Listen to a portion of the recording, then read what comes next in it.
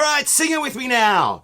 I'm the one who wants to be with you. Mr. Big. Contrary to some very misinformed opinions, they are not a one-hit wonder and hold quite a dedicated following even today. But that one song certainly stamped its mark on the collective musical psyche for quite some time. It was inescapable throughout 1991 and 92, especially in a time when the musical climate was experiencing a dramatic shift. Yet, this hard rock supergroup was able to hold their own, deservedly so, and continue making charting albums for many years to come. In fact, the band has just released a brand new album called 10, and it's definitely worth checking out. Today's musical suggestion comes from Nick T, one of our subscribers, so many thanks for him to putting me on this path. Remember, if you have a song suggestion, get in touch with me by dropping a comment below or emailing me on shouldvebeenonthealbum@gmail.com. With a quartet of stellar musicians, strong songwriting chops, and a wealth of experience leading up to the formation of the band, Mr. Big was always sure to find success. Plus, they have cracked out a massive collection of incredible B-sides, one of which we're going to check out today. So, let's step into the shoes of Mr. Big and get into this episode of Should Have Been on the Album. Should have been on the album. Mr. Big was formed in 1988, made up of Eric Martin on lead vocals, Paul Gilbert on guitar, Billy Sheehan on bass, and Pat Torpey on drums. All members had been part of various projects, with Martin releasing several albums as a soloist, Sheehan being a part of David Lee Roth's band, Gilbert having played with Racer X, and Torpey as a session drummer for artists such as Belinda Carlisle, Ted Nugent, The Knack, and more. With such credibility, Mr. Big was quickly signed by Atlantic Records and released their debut album in 1989. After touring and recording songs for the Navy SEAL soundtrack, Mr. Big released their second album in 1991, Lean Into It. It was a massive success, buoyed by the #1 hit To Be With You, and other hits like Just Take My Heart, Green Tinted 60s Mind, and the brilliant opening song Daddy, Brother, Lover, Little Boy, the electric drill song. After extensive touring, including opening for Aerosmith at Wembley Arena, the band returned in 1993 with Bump Ahead and the hit Wild World. However, the album couldn't replicate Lean Into It's success. Hey Man followed in 1996, and while their popularity waned outside of the US, it remained strong in Japan and throughout Asia. Mr. Big! But come 1997, the band decided to go on hiatus, with Gilbert officially leaving the band in 1999 to be replaced by Richie Kotzen. With Kotzen, Mr. Big would release Get Over It in 1999 and Actual Size in 2001, as well as a collection of re-recorded ballads and a few new tracks called Deep Cuts in 2000. In fact, the single Shine from Actual Size would hit #4 on the Japanese charts. However, tensions were rising between Sheehan and other members of the band, and they looked to fire him. However, he stuck around for a farewell tour, and the band split in 2002. But time heals all wounds, and in 2009, the band announced a reunion to celebrate the 20th anniversary of their first release. In the following years, Mr. Big would release 3 albums, including What If in 2010, The Stories We Could Tell in 2014, and Defying Gravity in 2017. Sadly, Pat Torpey was diagnosed with Parkinson's disease, and on February 7th, 2018, he passed away. For a while, the band would only sporadically perform, with Matt Starr filling in for Torpey, and it would take them nearly 6 years to announce Nick DiVirgilio as their new drummer for the Big Finish tour. And with the release of 10, that brings us up to speed. Now, I could have chosen any number of B-sides from the band. There's a lot. But this is a request, so for today, we're going to go back to a lesser-known single called Take Cover, and that's a cracker of a song in itself, and check out the song that lay on the B-side. The name? Shoot the Moon. Shoot the Moon appeared on the single of Take Cover, a track released from Mr. Big's 1996 album, Hey Man. I have to say, this is a great album, and if you haven't checked it out, you definitely should.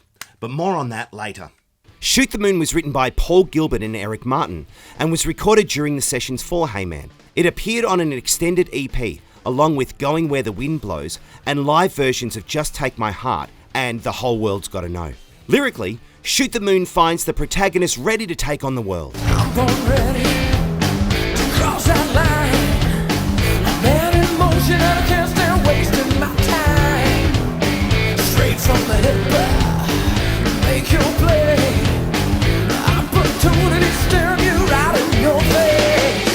And it's all about taking your shot and not letting your chances go. Taking the high road, the bag of tricks. I'm in the middle of hitting on something so big. You're down to the wire, coming on strong.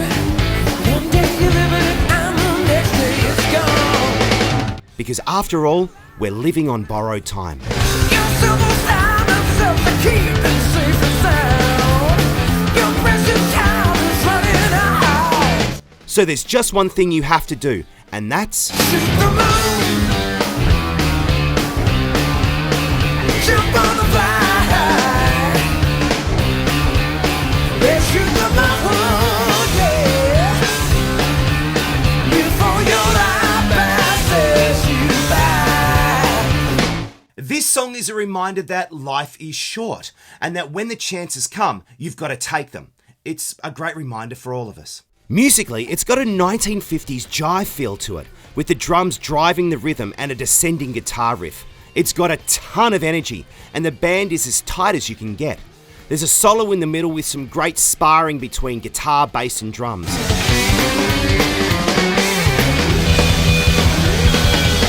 The latter third of the song breaks down with tom rolls before hitting its stride once again. Sure, the chorus isn't as catchy as Mr. Big's best tracks, but it's got this groove that makes you want to move. Hey, that even rhymes. It's a great song, and it seems like the band are having a great time performing it as well.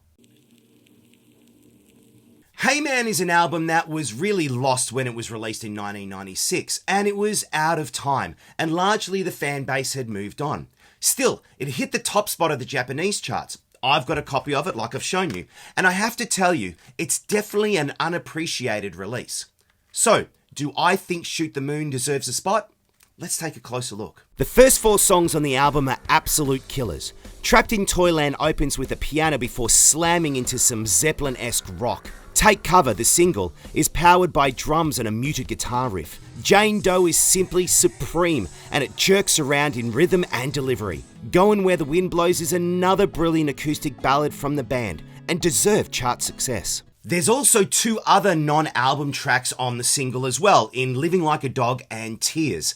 It seems like the band were flush with song ideas. Side 1 rounds off with The Chain, a darker toned song with some nice orchestral touches, and Where Do I Fit In, a bluesy, mid-tempo rocker that reminds me a little bit of Free, and it's a popular staple of their live concerts. If this album had been released 5 years earlier, it would have been hailed as a winner, simply based on the songs on Side 1. Side 2 is far more mellow in its approach, opening with If That's What It Takes, a bluesy and soulful song with gospel organ and a sing-along chorus. It's followed by Out of the Underground, with a hard rock shuffle and growled vocals and a cool timing switch up.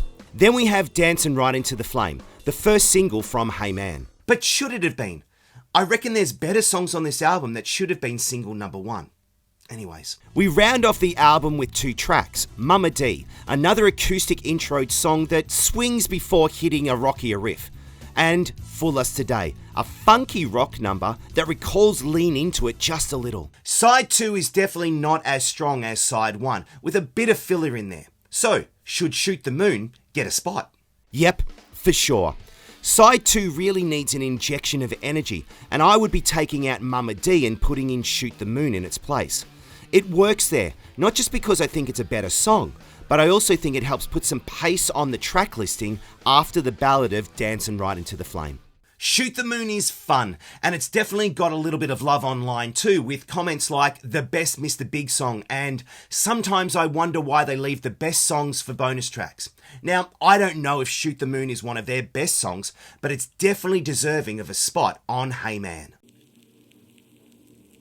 As I mentioned before, there were quite a few other tracks that didn't make Hey Man, the album, including Little Mistake, which was a European bonus track, and a demo of I Love You Japan, which, unsurprisingly, was on the Japanese release. And that's along with the other B-sides from the same era.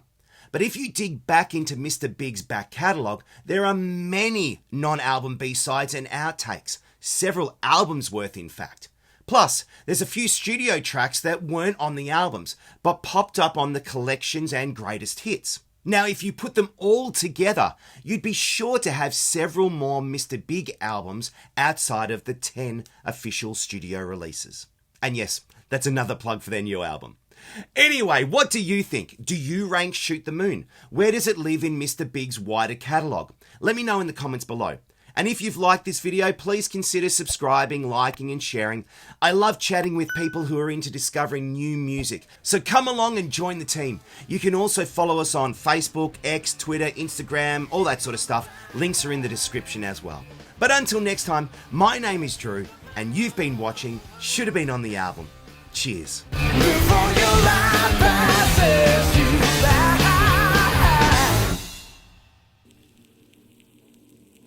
With such credibility, Mr. Big was quickly signed by Atlantis Records. Atlantic. With such credibility, Mr. Big was quickly signed by Atlantic. For a long time, the band would only sporadically perform. Bloody hell. And it would take nearly 6 years for them to announce Nick DiVergilio.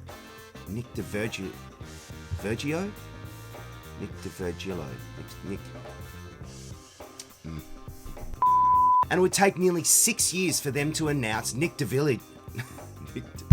Nick 6 years for them to announce Nick DiVergilio.